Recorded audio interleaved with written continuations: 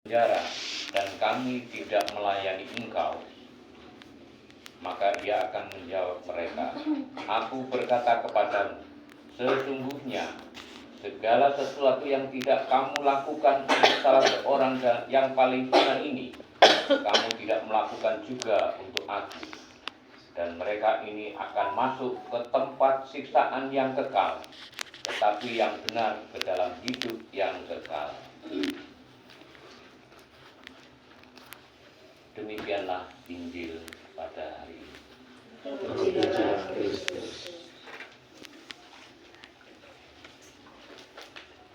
Bapak, Ibu, dan saudara-saudari yang terkasih, selamat sore. Selamat sore. Ketika saya melihat sebuah tayangan di YouTube itu dari Romo Bayu tentang perjalanan hidup manusia, bahwa sebenarnya semua manusia itu menurut kepercayaan kita sebagai orang Katolik itu ketika sudah mati itu sudah mendapatkan penghakiman. Artinya penghakiman ini memang ada penghakiman awal dan ada penghakiman akhir. Bahwa penghakiman selain juga nanti pada akhir zaman, tetapi juga ketika kita meninggal dunia itu kita sudah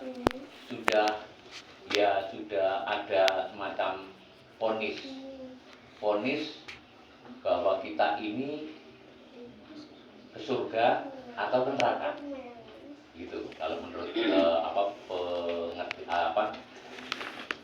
keterangan yang disampaikan oleh Romo Bayu. Ya.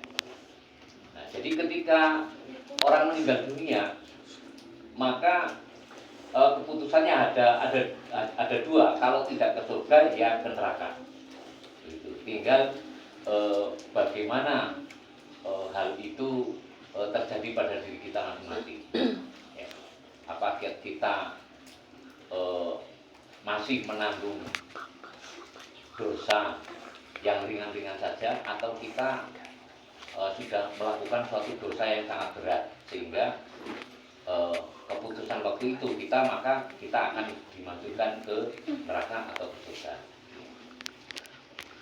Nah, harapan kita semua bahwa ketika kita meninggal nanti itu kemana, Bapak Ibu? Ke surga lah, ya pastilah. Ya pasti kita harapannya ke sana. Hanya memang ada dosa-dosa berat, ya, dosa-dosa berat yang memang mungkin dilakukan oleh seseorang sehingga seseorang itu tidak bisa ke surga. Ya. Bahkan ada beberapa orang yang di dalam hidupnya sudah suci, ya. Maka bisa saja ketika meninggal dunia langsung masuk surga. Ya. Karena di surga itu harus 0% dosa, sama sekali tidak punya dosa dan suci. Ya. Dan kira-kira ada tidak orang yang langsung masuk surga? Menurut kepercayaan kita, ada tidak? Ada. Yesus. Para santo, para kudus itu kita sudah yakin bahwa mereka itu di surga. Ya. Ya, bahkan di dalam kenyataan kehidupan kita sehari-hari itu para santo itu menunjukkan suatu keajaiban. Ya, bahkan kalau kita lihat di dalam berita itu ada santo yang muncul dalam zaman modern itu. Modern ini ada. Santo siapa itu ya? Ingat nggak Pak? Yang masih muda. Masih muda ya. Ya masih muda, masih umur 15 tahun kalau tidak salah. Itu mungkin oleh kita itu dianggap sebagai santo karena memang menunjukkan suatu keajaiban kemujizatan terhadap yang bersangkutan. Karena ketika dibongkar kuburannya ternyata memang masih utuh, tidak busuk. ada yang langsung masuk ke surga dengan kesuciannya, tetapi kita percaya sebagai orang beriman bahwa kita semua juga ini dia akan masuk surga, ya, kecuali yang saya katakan tadi, orang yang menanggung dosa-dosa berat yang mungkin tidak akan terampuni dosanya oleh Tuhan, maka dia akan ke neraka. Tetapi kita yakin bersama bahwa kita sebagai orang beriman akan masuk surga walaupun tidak secara langsung, ya. Kita percaya bahwa bagi kita yang masih menanggung dosa-dosa ringan itu akan masuk yang namanya ke purgatorium atau api pencucian, ya. Nah, sampai seberapa lamanya ya kita tidak tahu, karena di sana kita sudah tidak mengenal ruang dan waktu. Jadi kapan kita, ya yang jelas oleh karena itu kita mohon belas kasih Tuhan akan keadaan itu sehingga kita nantinya bisa betul-betul bersih, kita betul-betul suci sehingga kita bisa ke surga, ya. Nah, inilah makanya menurut kepercayaan kita masih ada hubungan antara orang yang hidup dengan yang sudah mati. Maka ketika saudara kita meninggal dunia, nah maka pentingnya kita untuk mendoakan para saudara-saudara kita yang sudah meninggal dunia itu adalah supaya yang bersangkutan itu cepat mendapatkan belas kasih dari Tuhan, dia ampuni segala dosanya sehingga bisa bersatu dengan para kudus di surga dan bersatu dengan Allah sendiri. Bapak, Ibu, dan saudara-saudari yang terkasih, bagi orang-orang yang percaya akan Yesus, pengadilan terakhir bukanlah sesuatu yang menakutkan. Sebab Tuhan Yesus memberi panduan tentang sikap dan perilaku yang berguna bagi keselamatan. Dan patokannya adalah hukum cinta kasih. Dalam keseharian kita, tidaklah sulit menemukan orang yang lapar, orang yang haus, orang yang tidak punya rumah atau tunawisma, orang yang ada dalam kesakitan, dalam penjara, dan wajah-wajah lain yang butuh perhatian dan kasih dari kita. Apakah kita melihat wajah Yesus di dalam wajah-wajah mereka?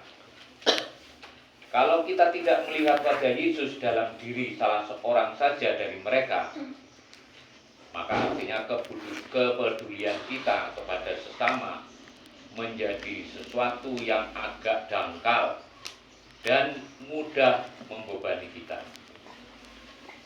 Juga membuat kita mudah menyerah ketika menghadapi tantangan untuk memberi.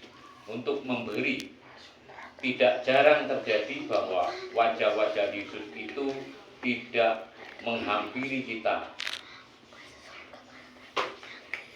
Dia mengatakan kebutuhannya tanpa kita harus berlelah-lelah mencari mereka yang membutuhkan kasih kita.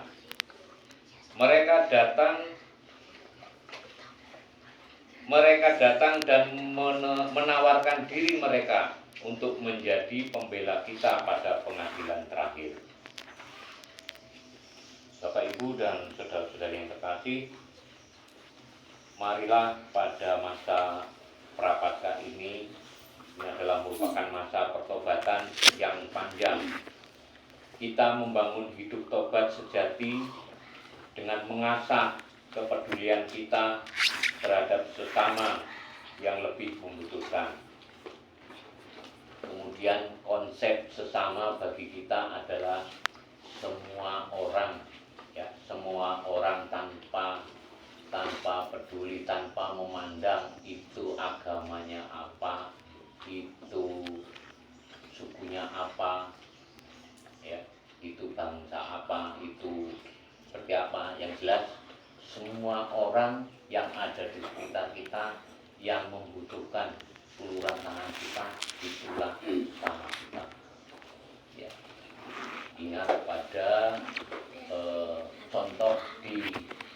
Injil ya, ketika digambarkan oleh Tuhan Yesus ya, tentang orang yang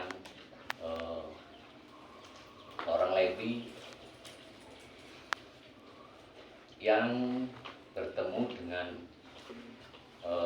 orang yang dirampok ya. Itu pada peristiwa itu membawa jelas bahwa yang dimaksud dengan sesama adalah semua orang tanpa pandang bulu. Dan kita di dalam membantu orang itu menurut ajaran Tuhan Yesus tidak boleh tanggung-tanggung. Ya, artinya ya kita membantu memang harus tuntas dan tanpa pamrih. Dengan kepekaan hidup yang terasa dan tertata itu, mungkinlah bagi kita memaksimalkan setiap kesempatan untuk berbuat baik, mengulurkan kasih kita kepada siapapun yang lebih membutuhkan, dan memerangi setiap egoisme dan ketamakan di dalam diri kita. Tidak melakukan sesuatu kebaikan kepada mereka yang membutuhkan bantuan kita merupakan kerugian bagi kita di pengadilan terakhir. Yesus memberikan dasar yang lebih dalam. Sesungguhnya segala sesuatu yang kamu lakukan untuk salah seorang dari sanak saudaraku yang paling hina ini, maka kamu juga telah melakukan untuk aku. Di sini yang pertama, bahwa perbuatan baik kita kepada sesama merupakan tindakan kita juga kepada Allah sendiri. Kemudian yang kedua,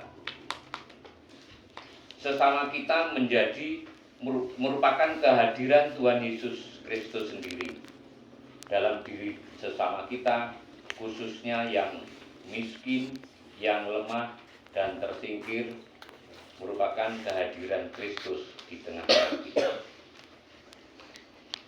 Bapak, Ibu, dan saudara-saudari yang terkasih, marilah dalam masa Paskah ini yang merupakan masa puasa. Itu yang pertama kita tadi puasa fisik dan puasa batin. Selain dari itu juga kita hendaknya lebih memperhatikan orang-orang yang ada di sekitar kita yang membutuhkan uluran tangan kita. Maka di sanalah kita melihat wajah-wajah Tuhan Yesus, sehingga kita bisa tergerak untuk menolong mereka. Karena kalau kita menolong mereka yang miskin, yang hina, ya berarti kita juga menolong Tuhan. Itu seperti apa tadi yang tertulis di dalam bacaan kita pada sore hari ini. Bapak, Ibu, dan saudara-saudari yang terkasih, marilah kita selalu berbuat kebaikan. Kita tidak jemu-jemu untuk melakukan suatu kebaikan di sekitar kita, karena itu juga kita berarti melakukan kebaikan untuk Tuhan. Semoga hidup kita selalu mengarahkan kepada kemuliaan Tuhan, sehingga dari hari ke hari hidup kita layak di hadapan Tuhan. Semoga Tuhan memberkati kita. Amin. Bapak, Ibu, dan saudara-saudari yang terkasih, marilah setelah kita